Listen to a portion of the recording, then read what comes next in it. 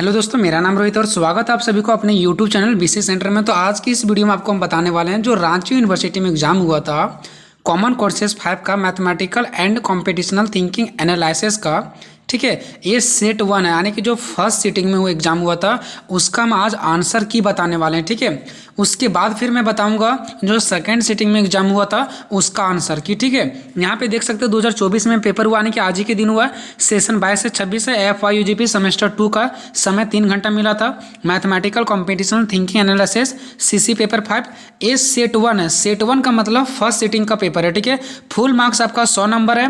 हर एक क्वेश्चन एक नंबर का था, हर एक क्वेश्चन एक नंबर का था। 100 क्वेश्चन था, 100 नंबर का था। ठीक है, यहाँ पे कुछ निर्देश दिया गया जो कि आप लोग खुद पढ़ लिए होंगे। ठीक है, यहाँ पे देख सकते हैं आप लोगों को, यहाँ पे ये सब कुछ दिया गया। ठीक है, ये फ्रंट पेज वाला है आपका। ठीक है, अब मैं आपको यहाँ पे डायरेक्टली लेके चलता हूँ कि आखिर पहला का कौन सा होगा, दूसरा का कौन सा होगा, तीसरा का कौन सा होगा। इट मीन्स आंसर की बहुत मेहनत के बाद मैंने ढूंढ करके लाया। ठीक है, और मैं सभी का आंसर की आप सभी को बताने वाला हूँ। ठीक है, अब देखिए मैं स्टार्ट करता हूँ। हाँ, यहाँ पे हिंदी में भी आया पेपर और इंग्लिश में भी आया। ठीक है, इस यूनिवर्सिटी को मैं बहुत तहे दिल से शुक्रिया अदा करना चाहूँगा, क्योंकि इसके पहले जितने भी सारे यूनिवर्सिटी में एग्जाम हुआ है सब में इंग्लिश से ही पेपर आया था और स्टूडेंट लोग कन्फ्यूज थे। बट ये हिंदी इंग्लिश में दोनों में दिए हैं। तो अधिकतर जो हमसे जुड़े हुए बच्चे हैं वो हिंदी मीडियम से हैं, तो हम हिंदी पढ़ देते हैं। हालांकि हम हिंदी पढ़े या इंग्लिश पढ़ें, आपको तो मैं आंसर बता दूंगा, आप मैच कर लोगे। ठीक है, देखिए पहला क्वेश्चन कि किस डेटा विजुअलाइजेशन का उपयोग आमतौर पर कई श्रेणियों में मूल्य की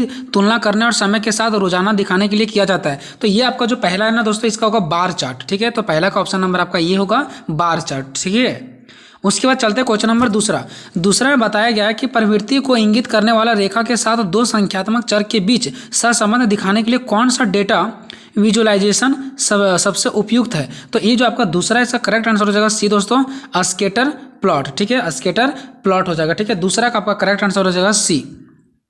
उसके बाद तीसरा स्टैंडर्ड डेविएशंस, यानी कि डेटा का मानक विश्लेषण। हम आपको बता रखे थे, बहुत सारा क्वेश्चन हमसे मैच भी किया। ठीक है, तो जो आपका तीसरा है दोस्तों, इसका आपका जब निकालोगे तो इसका करेक्ट आंसर आएगा आपका ए, यानी कि ऑप्शन नंबर ए, यानी कि 2 आएगा इसका आंसर। ठीक है, चलिए तो तीसरा का आपका हो जाएगा ए। ठीक है, तीसरा का ए हो जाएगा।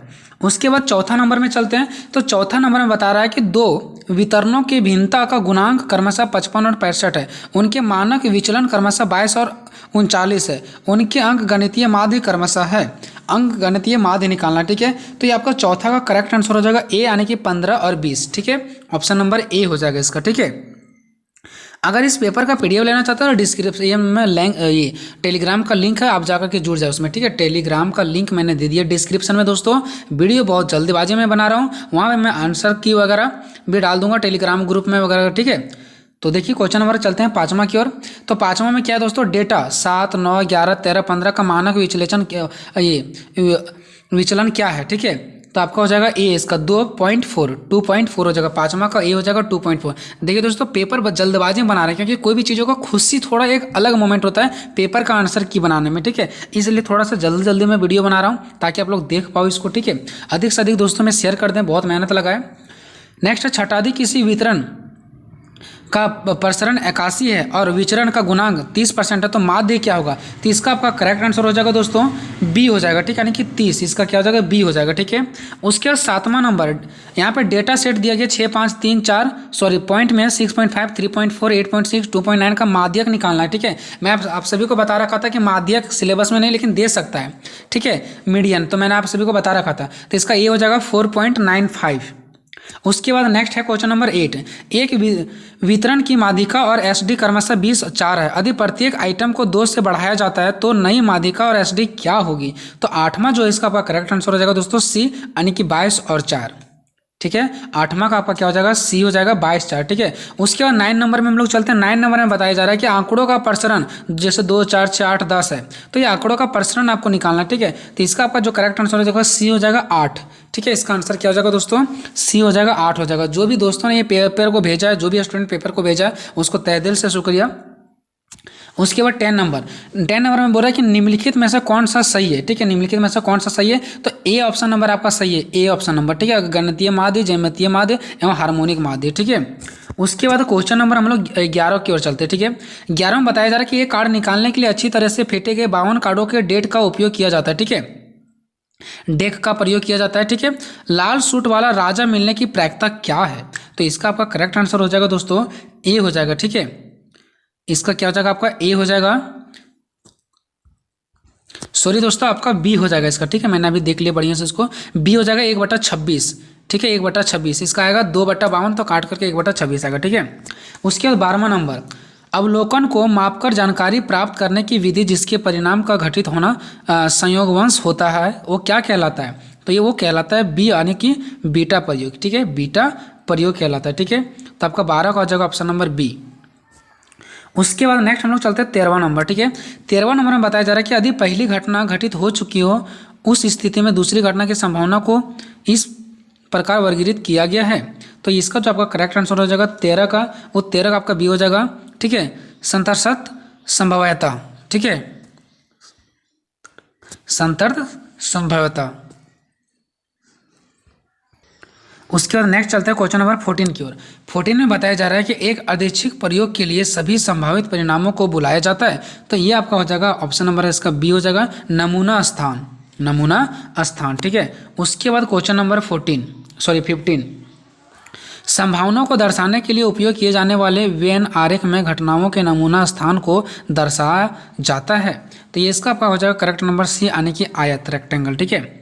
उसके बाद 16 नंबर में यदि दो घटना दिया गया एक्स और वाई को आंशिक रूप से अतिव्यापी घटना माना जाता है तो योग के नियम को इस प्रकार लिखा जा सकता है। तो इसका जो 16 है इसका आपका करेक्ट आंसर हो जाएगा दोस्तों डी, ठीक है। 16 का हो जाएगा आपका करेक्ट आंसर डी। उसके बाद 17 नंबर क्वेश्चन देखिए, 17 में बताया जा रहा है कि दो सांख्यिकी आश्रित घटनाओं वाई और जेड की संयुक्त प्रायिकता को पी वाई और जेड के रूप में लिखा जा सकता है। तो एक फार्मूला है, ठीक है। पी वाई और जेड का फार्मूला जो होता है दोस्तों आपका होता है पी वाई गुना पी जेड वाई, ठीक है। तो आने की आपका ऑप्शन नंबर हो जाएगा बी, इसका हो जाएगा बी, ठीक है। उसके बाद 18 नंबर, ठीक है। 18 नंबर जो है उसमें बताया जा रहा है कि यदि किसी प्रयोग में ए और बी दो घटनाओं हैं, ए और बी दो घटना है, तो घटना ए या फिर बी एक साथ घटित होने किसके द्वारा दर्शाया जाता है? एक साथ घटित होना किसके द्वारा दर्शाया जाता है? तो इसका आपका करेक्ट आंसर हो जाएगा दोस्तों डी, ए यूनियन बी, ठीक है। 18 का डी हो जाएगा। उसके बाद 19 नंबर में बोल रहा है कि दो स्वतंत्र घटनाओं वाई एंड जेड की संशर्त संभाव्यता को इस प्रकार लिखा जा सकता है। तो इसका जो आपका 19 नंबर होगा इसका करेक्ट आंसर हो जाएगा दोस्तों सी, ठीक है। 19 का क्या हो जाएगा आपका सी हो जाएगा, ठीक है। उसके बाद नेक्स्ट चलते हैं 20वां नंबर। 20 नंबर में बोल रहा है प्रयोग में घटित ना होने वाली घटना ए की प्रायिकता बराबर है। तो इसका आपका करेक्ट आंसर हो जाएगा 20 का ए यानी कि 1 माइनस पी ए, ठीक है। उसके बाद 21 नंबर में चलते हैं। 21 नंबर बोल रहा है किसी घटना की प्रायिकता सदैव किसके किसके बीच होता है? तो 0 और 1 के बीच होता है, आप सभी को पता है, ठीक है। इसका 0 और 1 के बीच आने की ऑप्शन नंबर ए हो जाएगा। उसके बाद 22 नंबर ताश के पत्ते के एक मानक डेक में दिल का चित्र बनने की प्रायिकता है क्या है? तो इसका आपका करेक्ट आंसर हो जाएगा 22 का जो आपका है इसका बी हो जाएगा यानी कि 1/4, 1/4। 23 नंबर किस प्रयोग में सभी संभावित परिणामों की संभावना का योग क्या है? तो इसका आपका बी हो जाएगा 1 यानी सभी संभावना को जोड़ देते हैं सभी प्रायिकता को तो टोटल 1 होता है। बहुत सारा क्वेश्चन मैच किया था मैंने, बहुत कम वीडियो बनाया था फिर भी मैच किया है, ठीक है। 24 number P E oblique F खोजें जहां ई कोई टेल दिखाई नहीं देती, एफ जब दो सिक्के हवा में उछाले जाते हैं तो कोई हेड दिखाई नहीं देता है। तो इसका आपका करेक्ट आंसर ये हो जाएगा यानी कि 0 हो जाएगा, ठीक है। उसके बाद नेक्स्ट 25 क्वेश्चन नंबर 25 में बोल रहा है कि यदि पी ए बराबर 0.0 और 4 दिया गया है, पी बी 0.8 दिया गया है, 0.4 है, ठीक है। 0.4 और 0.8 दिया गया तो पी बी ए 0.6 है, तो आपको निकालना है पी ए बी बराबर क्या होगा। तो ये आपका जो करेक्ट आंसर हो जाएगा दोस्तों ये हो जाएगा आपका डी यानी कि 0.96, ठीक है। उसके बाद 26वां नंबर में देखिए क्या क्वेश्चन है। वह विधि जो किसी कार्य को दी गई प्रारंभिक अवस्था से अंतिम अवस्था तक पूरा करने के लिए अच्छी तरह से परिभाषित निर्देशों की सूची का उपयोग करती है क्या कहलाता है? तो इसका आपका करेक्ट आंसर हो जाएगा सी यानी वो एल्गोरिथम कहलाता है। उसके बाद 17 नंबर वह चार्ट जिसमें केवल फंक्शन फ्लो होता है और कोई कोड नहीं होता है क्या कहलाता है? तो इसका आपका हो जाएगा बी संरचना चार्ट, ठीक है। उसके बाद नेक्स्ट हम लोग चलते हैं 28 नंबर। तो 28 नंबर में बोल रहा है कि एल्गोरिदम एक है, यानी खाली स्थान एक है जो निर्देशों की एक श्रृंखला प्रदान करता है जिससे वांछित परिणाम प्राप्त करने के लिए एक विशेष क्रम में पूरा किया जाना चाहिए। तो इसका आपका डी हो जाएगा दोस्तों, इनमें से कोई नहीं, इनमें से कोई नहीं है, ठीक है, इनमें से कोई नहीं होगा, ठीक है। सॉरी दोस्तों, इसमें थोड़ा मुझे कंफ्यूज है, ठीक है, शायद इसका ये भी हो सकता है step by step process, but मैं सेटिस्फाइड नहीं हूँ, ठीक है, बट मेरे अकॉर्डिंग इसका डी होगा, ठीक है, इनमें से कोई नहीं, ठीक है। चलो उसके बाद नेक्स्ट 29 नंबर, एल्गोरिदम के क्या फ़ायदे हैं, जो एल्गोरिदम है उसके क्या फ़ायदे हैं, तो इसका हो जाएगा आपका ऑप्शन नंबर ये समझने में भी आसान होता है, एल्गोरिथम का पुनर्निर्धारण तथा पथ का अनुसरण करता है, भाषा से स्वतंत्र है, यानी इनमें से सभी, इसका 29 का डी होगा, इनमें से सभी, ठीक है। उसके बाद नेक्स्ट आपका हो जाएगा 30वां नंबर, एल्गोरिदम के नुकसान क्या है, तो एल्गोरिदम के क्या नुकसान है दोस्तों, तो आपका हो जाएगा आपका इसका करेक्ट आंसर सी, यानी ए और बी दोनों, ठीक है। उसके बाद 31वां नंबर, खाली स्थान और बताया जा कि मूल रूप से एल्गोरिदम है जिसे सरल भाषा में लिखी गई टिप्पणियों और व्याख्यात्मक पाठ का उपयोग करके कार्यान्वित किया जाता है। तो इसका आपका जो 31 है इसका आपका करेक्ट आंसर हो जाएगा ए दोस्तों, ठीक है, पेइसुकोडोड, ठीक है, अस्यूडो कोड, सॉरी, ठीक है, अस्यूडो कोड है, ठीक है, अस्यूडो कोड।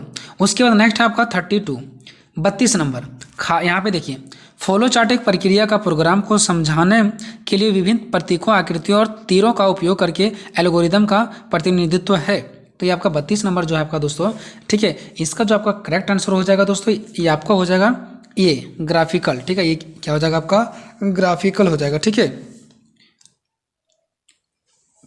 कुछ लोग इसमें सी भी मारे होंगे, तो ग्राफिकल, देखिए ये मेरे अकॉर्डिंग तो ये है, बट इसको एक बार आप लोग थोड़ा सा देख लेना, ठीक है, या तो फिर आप लोग कमेंट में पूछ लेना, मैं वहाँ पे जवाब दे देंगे आप लोग को, ठीक है। मेरे अकॉर्डिंग इसमें ये है, बट इसका मुझे ऐसा भी लग रहा है कि ये और भी दोनों भी हो सकता है, ठीक है, बट इसमें मुझे कन्फ्यूजन है, बट कोई दिक्कत नहीं, मैं इसका आंसर हम डाल दूंगा टेलीग्राम ग्रुप में मैं डाल दूंगा, या तो फिर वीडियो के जो कॉमेंट बॉक्स है उसमें मैं डाल दूंगा, ठीक है। 33, आप खाली जगह का उपयोग करके फॉलो चार्ट बना सकते हैं, तो इनमें से सभी, हम सभी का प्रयोग करके फॉलो चार्ट बना सकते हैं, ठीक है। उसका 34, फॉलो चार्ट के विभिन्न प्रकार क्या है, तो इनमें से सभी है, ठीक है, सिस्टम फॉलो चार्ट है, दस्तावेज फॉलो चार्ट है, एंड प्रोग्राम फॉलो चार्ट है, सभी है। 35 नंबर, खाली जगह प्रतीक का उपयोग तब तक किया जाता है जब फॉलो चार्ट प्रारंभ या समाप्त हो रहा हो, ठीक है। तो ये आपका जो होता है दोस्तों, ये 35 नंबर का आपका हो जाएगा डी, प्रक्रिया, प्रोसेस, ठीक है। उसके बाद 36 नंबर, 36वां नंबर, कंप्यूटर स्वयं समस्याओं का समाधान नहीं कर सकता, हमें समस्याओं को हल करने के बारे में स्पष्ट चरण दर चरण निर्देश प्रदान करना चाहिए, इस तकनीकी को कहा जाता है, तो इसको कहा जाता है समस्या समाधान, प्रॉब्लम सॉल्विंग, ठीक है, ऑप्शन नंबर ए। उसके बाद नेक्स्ट 37, खाली जगह एक एल्गोरिदम का दृश्य प्रतिनिधित्व है, तो जो 37 इसका ऑप्शन नंबर ये हो जाएगा आपका फॉलो चार्ट। नेक्स्ट है 38 नंबर, अस्यूडो कोड शब्द का क्या अर्थ है, तो जो आपका 38 है इसका ऑप्शन नंबर ये हो जाएगा वास्तविक कोड नहीं है ये, 38 का ऑप्शन नंबर ये हो जाएगा आपका, ठीक है। 39 नंबर, एक्सेल में सूत्र खाली जगह से शुरू होता है, तो डी ऑप्शन नंबर बराबर होगा इसमें, ठीक है, ऑप्शन नंबर डी हो जाएगा आपका इसका। उसके बाद हमारा है नेक्स्ट 40वां नंबर, MS एक्सेल वर्कशीट में एक कॉलम और एक पंक्ति में प्रतिच्छेदन को खाली जगह के रूप में जाना जाता है, तो इसका आपका हो जाएगा दोस्तों ऑप्शन नंबर बी, यानी सेल। तो देखिए दोस्तों वीडियो बहुत ज़्यादा लंबा हो रहा है, ठीक है, तो ये मैंने पार्ट 1 में 1 से 40 तक आंसर की बता दिया, सेकंड पार्ट में हम 41 से लेकर के 100 तक कंप्लीट जानकारी दे दूंगा आप लोगों को, कंप्लीट आंसर की दे दूंगा, ठीक है। उसके बाद फिर सेकंड सेटिंग का पेपर सॉल्व कराएंगे, ठीक है। ये पार्ट 1 है, पार्ट 2 बहुत जल्द आएगा दोस्तों, तो वीडियो को अधिक से अधिक दोस्तों में शेयर कर दें। तो मिलेंगे नेक्स्ट वीडियो में, तब तक जय हिंद, जय भारत।